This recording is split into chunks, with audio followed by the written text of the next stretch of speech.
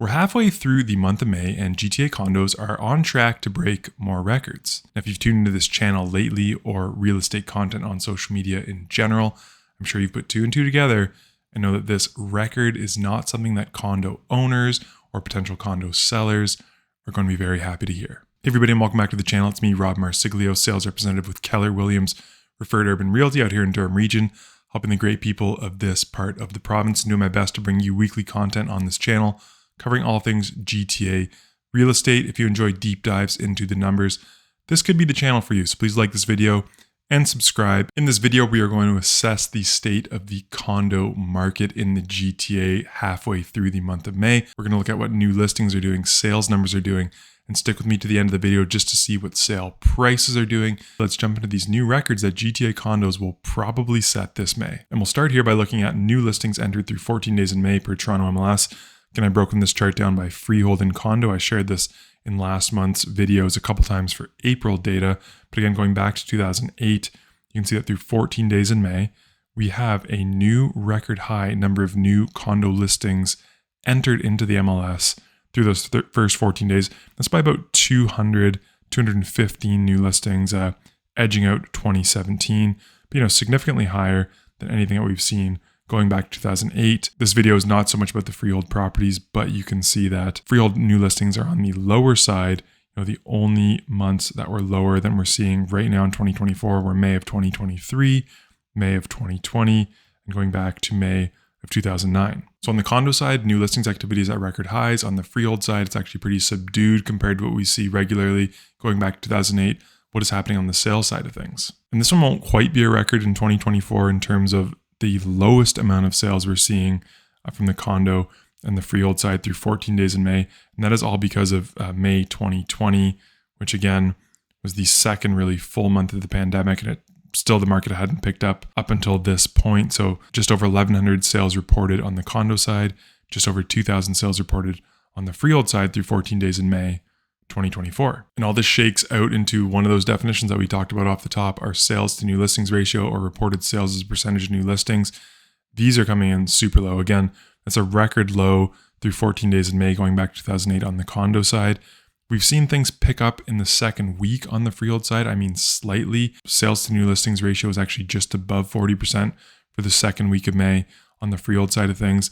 So that puts it above 2022, 2017, and 2018. But you can still see much lower than we saw in some of these hot years, even including 2023, where we have to remember prices really did peak about a year ago at this time. Activity peaked about a year ago at this time. Not so much in 2024. We're only seeing 32% of reported sales as a percentage of new listings, going back to that definition that's firmly in technical buyer's market territory. And just to give you an idea of how sales as a percentage of new listings is playing out in the condo market, I took the condo apartments segment. This is just condo apartments right across the Toronto Regional Real Estate Board, comparing what we saw in 2023, which is this blue line. Again, things peaked in April, slowed down a little bit in May, but again, you're just shy of 60%. That's really edging on seller's market territory. Whereas this year, it was a slow climb through March, relatively flat, but then more definitive fall off from March into April. And that trend has continued from April into May. What you're going to notice is really where these numbers have hovered around all year so far in 2024 is right around the same levels that we saw once we started seeing those couple of rate hikes mid last year. Really, this percentage, this ratio, sales as a percentage of new listings has not recovered or really past what we saw from mid last year onwards.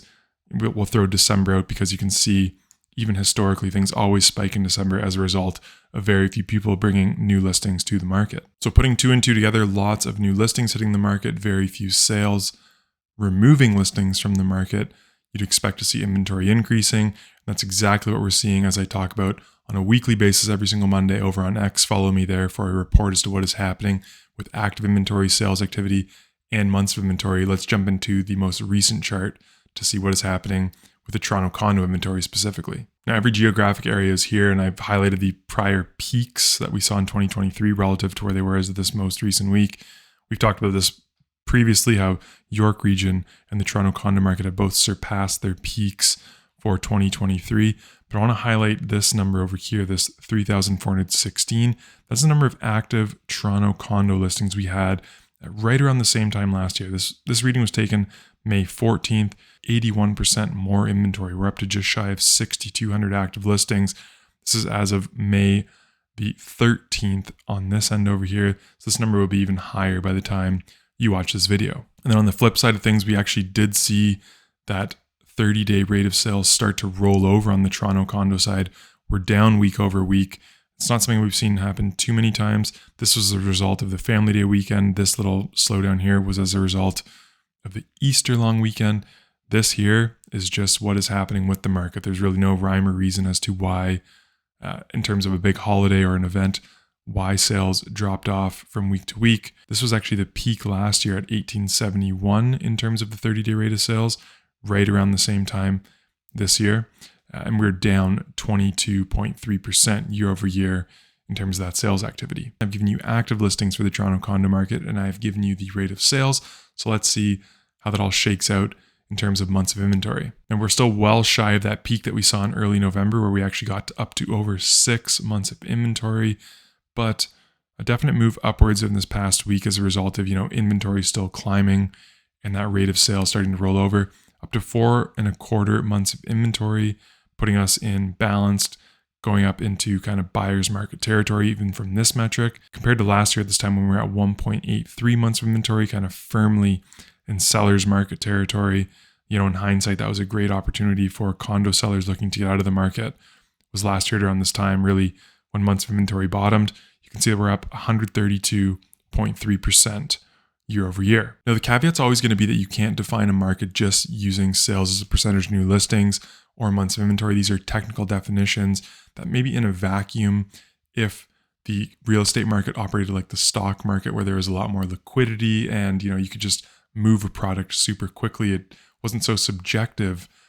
Maybe we would see prices start to come down as we see these, SNLR creep down and months of inventory creep up. But as I'm going to show you, that's not quite the case with condo prices, Toronto condo prices specifically right now. Even in spite of, sales only slowly climbing throughout this year and listings spiking, we've really seen sale prices, with the exception of the last couple of weeks, stay pretty steady, and the trend has definitely been upwards from the beginning of the year to where we are at right now. As soon as we start seeing volume increase, my thoughts are that prices will come down, because the only reason volume is increasing is that sellers have maybe adjusted price expectations, become a little bit more realistic to what buyers can actually afford in this market. Probably not the news that a condo owner or potential condo seller wants to hear, maybe something a little better for condo purchasers, somebody looking to buy in this market.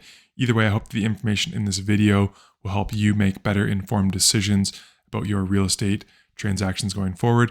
Like I said, I do something like this every single week. So if you enjoyed the video and got some value out of it, please hit that like button, subscribe to the channel so that you don't miss anything going forward. I have some housekeeping from last week's video. Thank you to Steve Crock for pointing out sales to new listings ratio, or the SNLR, is not the same as the absorption rate. I misspoke last week. You can pause the video here to read Steve's blurb, his comment from the video last week. And because I'm using these terms quite frequently in these videos, I will jump into this mini glossary I put together, starting with months of inventory.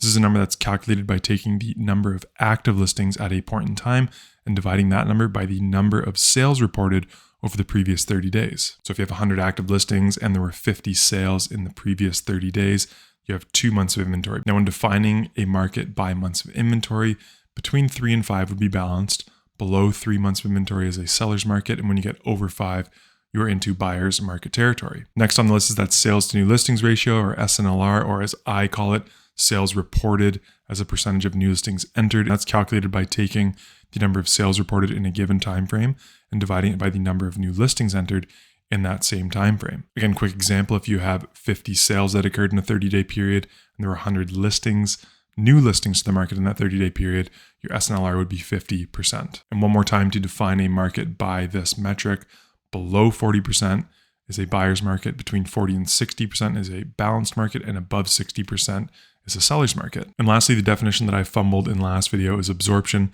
This is calculated by taking the average number of sales per month and dividing it by the number of active listings. In essence, absorption is just an inverse months of inventory calculation. Thanks so much for sticking with me right through to the end of another video. Till we speak again next time, please stay safe and cheers.